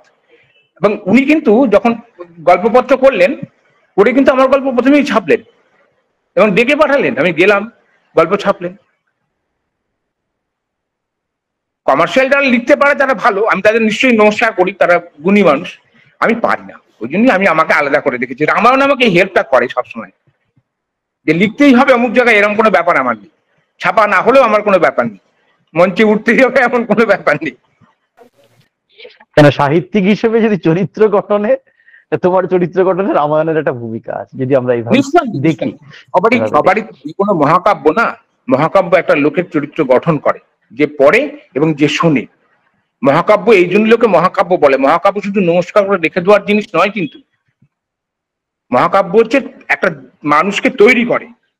তুমি দেখবে, তুমি ধরো এতদিন অধ্যাপনা করছো, এত ছাত্রছাত্রী, তুমি আমি বন্ধু বান্ধব ছাত্র তোমার মাস্টার মশাই, তুমি দেখবে খুব কম লোককে তুমি মনে রাখতে পারছো, মানে চরিত্রের দিক থেকে। ভালো ছাত্র মন্দ ছাত্র বলছি না, তুমি কম লোককে তুমি মনে রাখছো। কেন বলো তো? তুমি খোঁজ করে দেখো, সব কোনো একটা মহাকাব্যের চরিত্রকে ধরে রেখেছে। তুমি খোঁজ একটা, আমি বলে রাখ, আজকে বললাম, তুমি খোঁজ করে দেখো। মহাকাব্য না থাকলে চরিত্র ভালো হতে পারে না, হওয়ার সম্ভাবনাও নেই। ওই জন্য তো মহাকাব্য, কাব্য তো বলি না, মহাকাব্য বলি। মহাকাব্যে ইনফ্লুয়েন্স আছে সমাজ, সোসাইটি, ব্যক্তি চরিত্রের বড় ইনফ্লুয়েন্স। তুমি হয়তো ভাবছো এবং তোমার তোমার, হ্যাঁ, এবং বলো তোমার বলো। সাহিত্য চর্চায় সেই হ্যাঁ, ইনফ্লুয়েন্স আছে। আচ্ছা, নিঃসন্দেহে। এবার আমি তোমার যেটা, তোমার যতগুলো উপন্যাস আমি পড়েছি তার মধ্যে অন্যতম শ্রেষ্ঠ উপন্যাস আমার মনে হয়েছে মহাশয় সুনশ্রেব। তো এই যে এখানে যে ঘটনাটাকে নিয়ে লেখা, যে মাইথোলজিকে, মিথকে নিয়ে লেখা, তাও কিন্তু রামায়ণের সঙ্গে যুক্ত, রামায়ণের অনুষঙ্গে এসেছে। তো তোমার রামায়ণ চর্চা না থাকলে হয়তো তুমি এই উপন্যাসটা লিখতে পারতে না। তুমি এটাকে, এই এই ঘটনাটাকে, রামায়ণের এই ঘটনাটাকে, আরো অন্যান্য পুরাণ শাস্ত্রে এই প্রসঙ্গ আছে, মহাশয় সুনশ্রেব, এটাকে উপন্যাসের ফর্মে লেখার কথা তুমি কেন ভাবলে?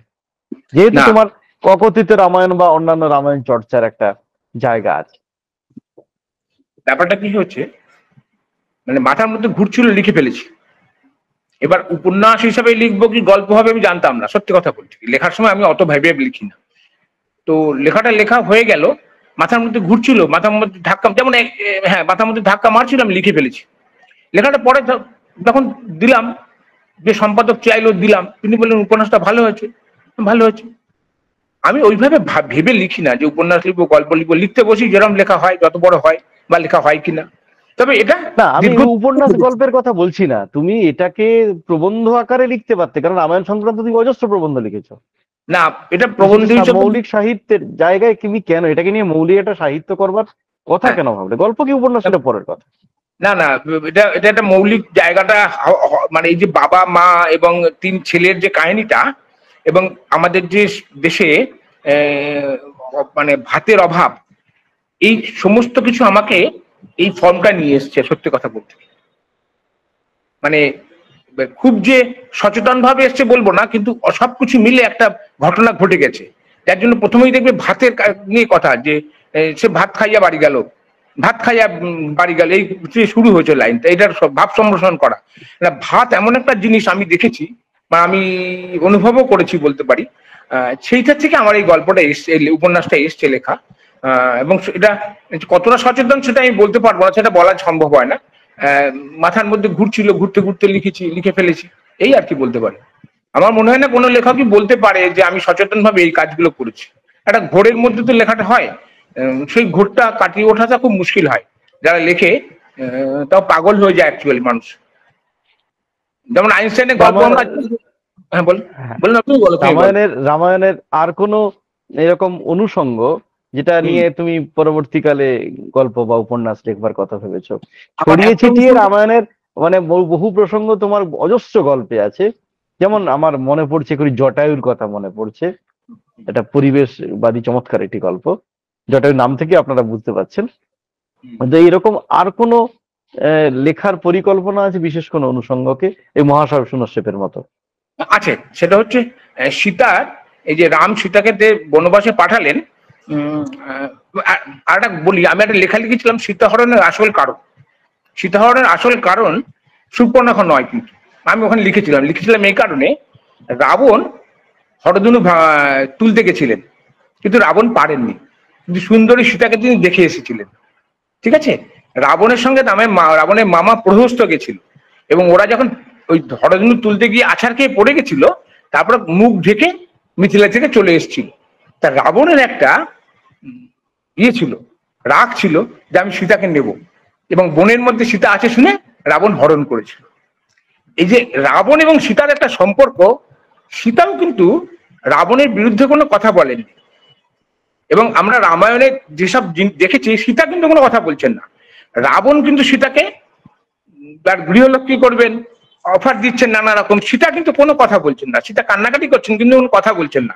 আমার এই সীতা এবং রাবণ এবং রাম এই তিনজনকে লেখার একটা ইচ্ছা আছে, এখন আমি ধরে উঠতে পারছি না কিভাবে লিখবো, আমার লেখার ইচ্ছা সীতাকে নিয়ে মেইনলি। সীতার এই ব্যাপারটা আমার কাছে খুব ইন্টারেস্টিং। এবং এটা নিয়ে তুমি মৌলিক লেখার কথাই ভাবছো, মানে মানে উপন্যাসের ফর্মে মৌলিক লেখাই লিখবো। এই মুহূর্তে তুমি রামায়ণ সংক্রান্ত মানে কি লেখার সঙ্গে জড়িয়ে আছো? এই মুহূর্তে আমি রামায়ণের সঙ্গে যুক্ত আছি, মানে আমি যে বিভিন্ন জায়গায় রামায়ণ দেখেছি না, ছোট ছোট লেখা লিখছি। মানে এই ধরো ইন্দোনেশিয়াতে বিভিন্ন, যেমন ইন্দোনেশিয়াতে লোকের নাম হয় মানে 4 ছেলে হলে পরের ছেলের নাম হয় আবার রাম, মানে যদি রাম লক্ষণ ভরত শত্রুঘ্ন নাম দেয় 4 জন ছেলে, 5ম ছেলে হলে নাম দেয় রাম। অদ্ভুত ব্যাপার, কি বলছি বুঝলি, ওদের নামে না বোঝা যায়। কেডেক হলে মেজো ছেলে, মানে লক্ষণ, তার নামের সঙ্গে কেডেক থাকবেই। আমি সবকটা এক্ষুনি মনে করতে পারছি না, কেডেক শব্দটা থাকবে যে মেজো ছেলে, তার মানে তুমি কেডেক কারোর নামে পেলে বুঝবে এই যে মেজো ছেলে, অথবা ষষ্ঠ ছেলে। যদি ওর 6টা ছেলে হয়, আবার দ্বিতীয় ছেলে কেডেক, ষষ্ঠ ছেলেও কেডেক। মানে রামায়ণটা কিভাবে ধরে রেখেছে জীবনের মধ্যে, 4 জনের বেশি ছেলে হলেই নামটা আবার রাম থেকে শুরু হবে, রাম লক্ষণ ভরত শত্রুঘ্ন আবার রাম থেকে শুরু হবে। এইগুলো নিয়ে একটা লেখা লিখছি, লেখা শুরু করেছি, কয়েকটা লেখা লিখেছি, যেমন উবুদের রামায়ণ, তারপরে তোমার ব্যাংককের রামায়ণ দেখেছি, কিছু কিছু লেখা আরম্ভ ছোট ছোট করে লিখছি। মানে শুধু বাংলার ছোটদের রামায়ণ নয়, তুমি মানে পুরো আন্তর্জাতিক যত জায়গায় ছোটদের রামায়ণ বা রামায়ণ নিয়ে যা যা তোমার কাছে তথ্য আছে তা নিয়ে লিখছো। এবার আমি যে এই প্রসঙ্গেই জানতে চাই, একদম প্রথম রামায়ণ নিয়ে লেখাটা তুমি কোন বিষয়ে লিখেছিলে, কোন প্রেক্ষাপটে বা কোন অনুপ্রেরণায়? একদম প্রথম আমি রামায়ণ নিয়ে লিখেছি ওই বিয়ের আগের 12 দিন, প্রথম লেখা ওইটা আমার। বিয়ের আগে রাম সীতার যে মিথিলায় ওরা ছিল 12 দিন হরধনুভঙ্গের পর, সেই 12 দিন নিয়ে আমি একটা লেখা লিখেছিলাম। আনুমানিক কোন সময়ে এটা লিখেছিলাম? 2002-3 এরকম। মানে 2002, মানে তার আগেই তো তোমার বললে শিশু রামায়ণ কথা বেরিয়েছে। না 2000, না ভুল বললাম, 2000 না, এটা 2010-এ বেরিয়েছে শিশু রামায়ণ। ও আচ্ছা আচ্ছা, 2010-এ বেরিয়েছে। না, ওই হঠাৎ করে তুমি ততদিনে তোমার অনেক গল্প উপন্যাস বেরিয়ে গেছে। হঠাৎ করে না, মানে মাথার মধ্যে ছিল, লেখা হতো না হচ্ছে না এরম আর কি। তার আগে আমি ওইগুলো লিখেছি, সেটা আমার ভুল হয়েছে বলা, ওই কৃতির সঙ্গে রামায়ণ পাঠ শিশু মেলায় লিখেছি আমি এগুলো। এইটা শিশুমেলায় লেখাটাই তোমার প্রথম, এবং যেহেতু শিশু মেলা ছোটদের পত্রিকা, এবং সেখানে ওই তারপরেই বোধহয় তোমার আরো বৃহত্তর ভাবে তুমি এর চর্চা করেছো। একদম একদম ছোটদের রামায়ণের 125 বছর দুবার হলো ওই হিসাব করে, সেইবার মাতৃশক্তিতে আমি একটা লেখা লিখেছিলাম, শিশু রামায়ণ 125। তারপর থেকে আরো ব্যাপক 1884 কে ধরে, হ্যাঁ ধরো 125 করো, হচ্ছে 1984 আর 25 ধরো, ওই 6-7, আমি কাগজটা হাতের কাছে নেই, ওই রকম সময় ওইটাই শিশু রামায়ণ কথা লিখলাম প্রথম। হ্যাঁ বলো তুমি এবার। ঠিক আছে, মানে ওই সময় থেকে তুমি মোটামুটি শিশু রামায়ণকে তোমার নিজের চর্চার জন্য তুমি বেছে নিলে, অন্যান্য বিষয়গুলোর বাদ দিয়ে। তুমি একটু আগে আলোচনা করতে গিয়ে কমল কুমার মজুমদারের কথা বলেছিলে, কমল কুমার বলতে আসলে কমল কুমার মজুমদারের কথা বলছিলে, এবং তখনই বলেছিলে তুমি যখন বালিগঞ্জ সায়েন্স কলেজের ছাত্র। আপনারা যারা শুনছেন তাদের জন্য বলি যে চিরঞ্জয় দার এমনি অঙ্ক নিয়ে তার পড়াশুনো, এবং তুমি আলোচনার সূত্রে একটা কথা বলেছিলে, 6 কথা বলেছিলে। 6টি পত্রিকা 1981 সাল থেকে প্রকাশিত হয়েছিল গাণিতিক সাহিত্যের মুখপত্র হিসেবে। 7টি সংখ্যা প্রকাশিত হওয়ার পরে বন্ধ হয়ে যায়। তো গাণিতিক সাহিত্য বলতে তুমি ঠিক কি বোঝাচ্ছ? এবার গাণিতিক সাহিত্য বলতে জীবনটা কিন্তু গণিতের দ্বারাই নিয়ন্ত্রিত হয়। যে কোনো কাজই গণিতের দ্বারাই আমরা সেটা বলি না। এবার ধরো এ প্লাস বি হোল স্কোয়ার, তুমি তো মুখস্থ করেছিলে ক্লাস 7-এ উঠে। এ প্লাস বি হোল স্কোয়ারটা কি জিনিস? একটা লোকের একটা জমি কিনেছে, একদিকটা এ একদিকটা বি, তার জমিটা কম হয়ে গেছে। তার বউ বলছে না এই ছোট জমিতে বাড়ি করা যাবে না, তাহলে জমিটা বড় কিনতে হবে। জমির মালিককে বলছে ঠিক আছে আমার জমিটাকে স্কোয়ার করে দিন, যে দিকটা এ বি সেই দিকটা এ পরিমাণ দিন, আর যে দিকটা এ সেদিকটা বি পরিমাণ দিন। এবার জমিটা স্কোয়ার হয়ে গেল। এবার 4টে খোপ হলো, এই 4টে খোপকে তুমি ক্ষেত্রফল করো, দুটো এ বি হবে, একটা এ স্কোয়ার হবে, একটা বি স্কোয়ার হবে। তাহলে a square plus b square plus 2, এটার গল্প। এটার মধ্যে একটা গল্প আছে, প্রত্যেকটা অঙ্কের মধ্যে একটা গল্প আছে প্রত্যেকটা। যেমন চৌবাচ্চায় জল ভরে, দুটো করে জল, নল দিয়ে জল ঢোকে, একটা জল নল দিয়ে জল বেরিয়ে যায়, কতক্ষণে ভর্তি হবে আমরা অঙ্কে উত্তর দিই। ঠিক আছে, জীবনের কিন্তু এটাই গল্প। তুমি সারা জীবনে কতটা আনতে পেরেছো এবং কতটা ব্যয় করেছো হিসাব করে দেখো, তোমার সাকসেস স্টোরি দাঁড়িয়ে থাকবে ওইখানে, তাই না? আমরা এই জায়গা থেকেই গল্পের কথা ভাবতে শুরু করেছিলাম। আর তারপর যা হয়, তখন তো বয়স কম, মানে কি বলবো, উদ্যম অনেক বেশি ছিল, ফলে আমরা অনেক কিছুই করে ফেলেছিলাম, অনেক কিছু লিখে ফেলেছিলাম, এবং সেটা বেশ মজা করেও লিখেছিলাম আমরা। যেমন ধরো একটা জায়গা দেখাচ্ছি, সেকেন্ড ইস্যুতে আমরা লিখেছিলাম যে আমাদের এক বন্ধু, সে তোমার যেমন একটা লিখেছি আমরা 6 মুখ কামান। আমরা একটা কামান তৈরি করেছি, কামানটা 6টা মুখ, 6টা চাকা, 6টা দুটো, 6টা মেশিন। থাকুন আমরা কামান দাগছি। এগুলো কোনো মূল্য নেই, কিন্তু এগুলো এই অল্প বয়সে যা পেরেছি লিখে গেছি আমরা। আর যেটা বলা সেটা হচ্ছে, দেখো আমাদের একজন বন্ধু চলে গেছিল চাকরিতে, তাই আমরা লিখলাম আমরা 6 বছরে একজনকে হারিয়েছি, আমরা দুঃখিত, আমরা মর্মাহত।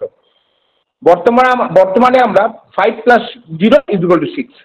এবার এর ব্যাখ্যা দিতে গিয়ে আমরা অনেক কথা বলতে শুরু করেছি, কিছুই না। কিন্তু আরেকটা ঘটনা, তুমি যে কোনো ঘটনা যখন দেখো, তুমি তোমার জায়গা দাঁড়িয়ে দেখো কিন্তু, অর্থাৎ যে 4টে কোয়াড্রান্ট আছে, plus plus, plus minus, plus plus, minus minus. এবার এই 4টে কোয়াড্রান্টে যে ঘটনাটা ঘটছে, তুমি কোন জায়গায় আছো তার সেইখান থেকে, সেই প্রেক্ষিতে তুমি কাহিনী বা গল্পটা দেখো। এইটা আমরা বলতে চেয়েছিলাম যে কোয়াড্রান্টে ঘটনাটা ঘটছে, সেই কোয়াড্রান্টে আপনাকে আসতে হবে, তাহলে আপনি গল্পটা বুঝতে পারবেন। না হলে আপনি গল্পটাকে খালি বলবেন দুর্বোধ্য।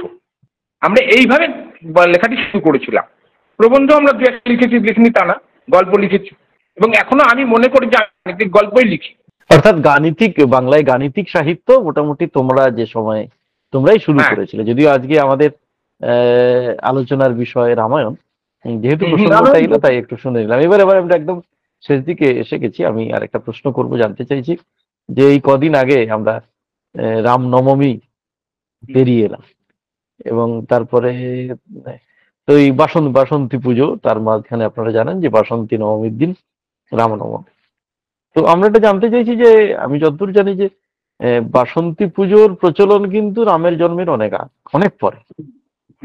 তো এই বাসন্তী নবমীর দিন রামচন্দ্রের জন্ম, মানে এই কথাটা তাহলে আমরা এভাবে বলতে পারি না, তাই তো? না, বাসন্তী পুজো অনেক আগে, সুরত রাজা বাসন্তী পুজো করেছেন অনেক আগে।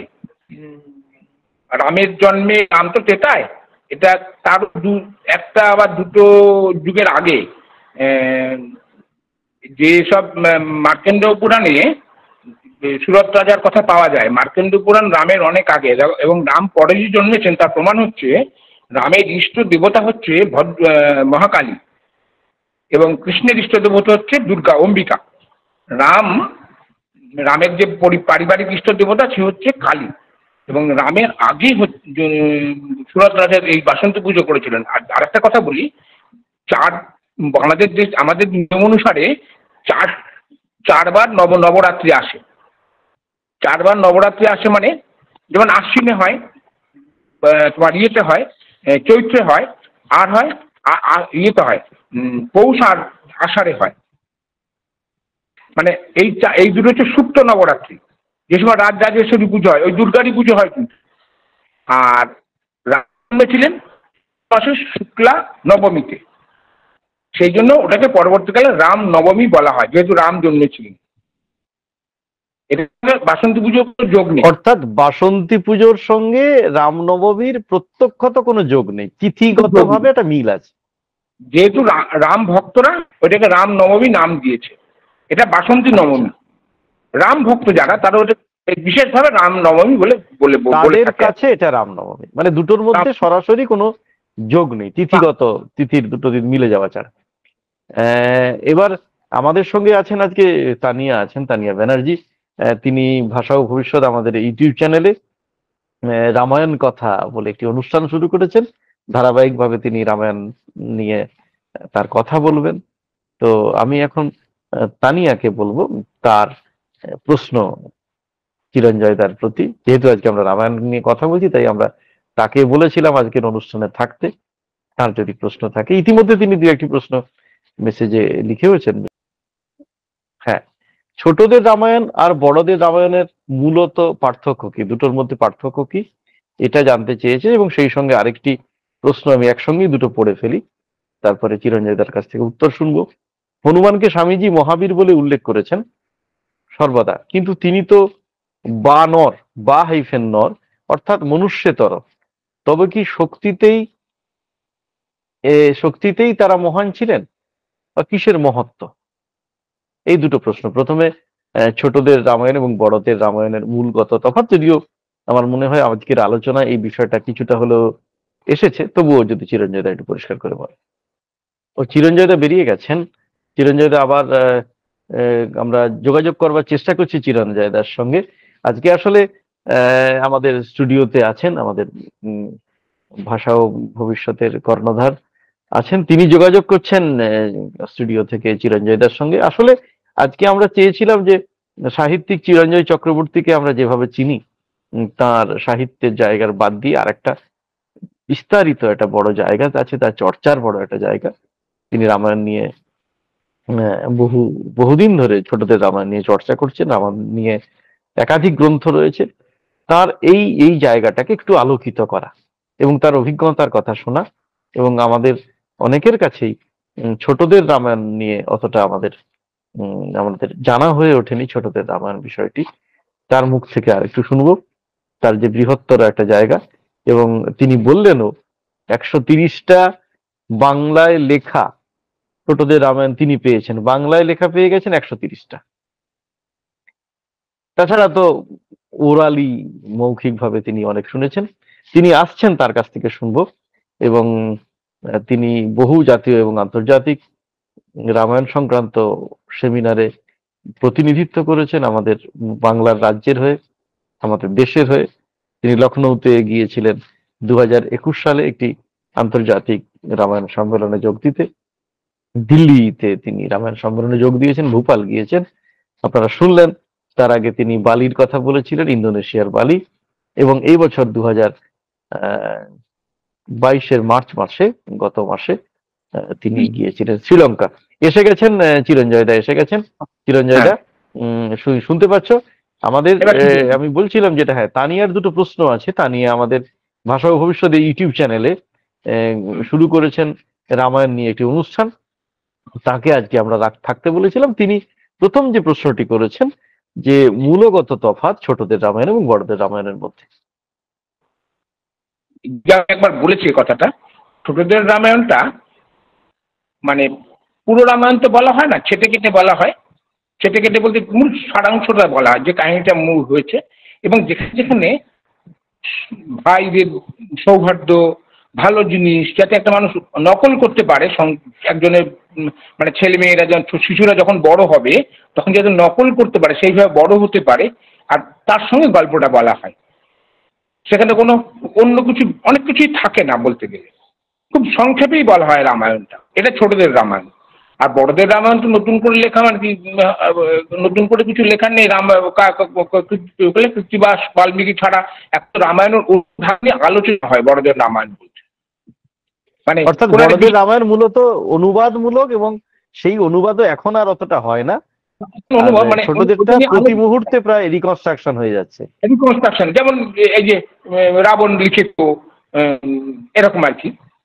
ফলে এরকম ভাবে ওইভাবে বড়দের লেখা হয়। আর ছোটদের রামায়ণটা পুরো রামায়ণটাই লেখা হয়। এখন আর নতুন ভাবে রামায়ণ লেখে না। বড়দের। আর দ্বিতীয় প্রশ্নটা কি আছে? হ্যাঁ, দ্বিতীয় প্রশ্নটা তানিয়ার আরেকটি প্রশ্ন যে স্বামীজি তাকে এই হনুমানকে বলেছিলেন, স্বামীজি মহাবীর বলেছিলেন, মহাবীর উল্লেখ করেছিলেন, সবসময় মহাবীর বলে উল্লেখ করতেন।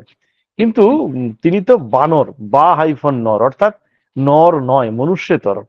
তাহলে স্বামীজি কেন তাকে বলেছিলেন? যিনি কি শক্তিতে মহান? কোন হ্যাঁ, মহত্বের কারণে তাকে মহাবীর বলতেন?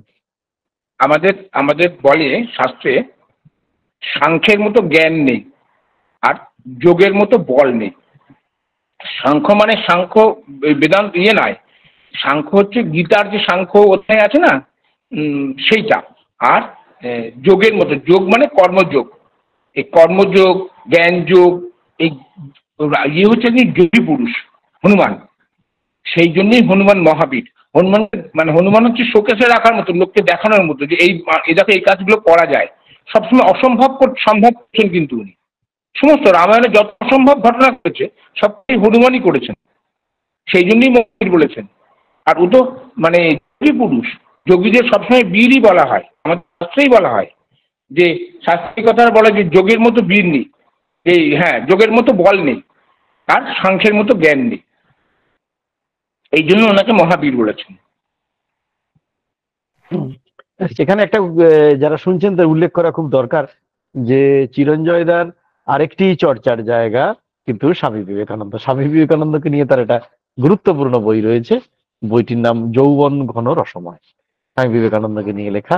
এবং পাশাপাশি উল্লেখ করতে হবে একদম এই প্রসঙ্গে ভগিনী নিবেদিতা নামে তার একটি গ্রন্থ রয়েছে। ভগিনী নিবেদিতার ইংরেজিতে যে প্রবন্ধগুলি লিখেছিলেন তার বাংলায় অনুবাদ করেছিলেন চিরঞ্জয়দা এবং শ্রীরামকৃষ্ণ। তা শ্রীরামকৃষ্ণ বইটি ভগিনী নিবেদিতা এবং যৌবন ঘন রসময়, এই তিনটি বইয়ের প্রসঙ্গ এখানে উল্লেখ করলাম। উল্লেখ করা দরকার ছিল যেহেতু প্রাসঙ্গিক ভাবে স্বামীজির কথা এলো। আমাদের আজকের চিরঞ্জয়দা আবার বেরিয়ে গেছেন। যাই হোক, আমরা একদম আমাদের শেষ প্রশ্ন হয়ে গেছে। ভাষা ও ভবিষ্যৎ দীর্ঘদিন ধরে বাংলা সাহিত্য, বাংলা ভাষা নিয়ে চর্চা করছেন ইউটিউব, আমাদের এই ইউটিউব চ্যানেলে। তো তার মধ্যে একটি গুরুত্বপূর্ণ রামায়ণ নিয়ে চর্চা, রামায়ণ নিয়ে কাজ ভাষা ও ভবিষ্যৎ অনেকদিন ধরে করেছেন, শুরু করেছেন এবং ভবিষ্যতেও করবেন বলে পরিকল্পনা রয়েছে। এবং সেই ধারায় আজকে প্রসঙ্গ রামায়ণ নিয়ে আমরা কথা বললাম চিরঞ্জয় চক্রবর্তীর সঙ্গে। এবং আমাদের ধারণা আমাদের অন্যান্য অনুষ্ঠানের মতো ভাষা ও ভবিষ্যতের আজকের এই অনুষ্ঠানটিও আপনাদের ভালো লাগবে। সকলে ভালো থাকবেন। ধন্যবাদ। শুভরাত্রি।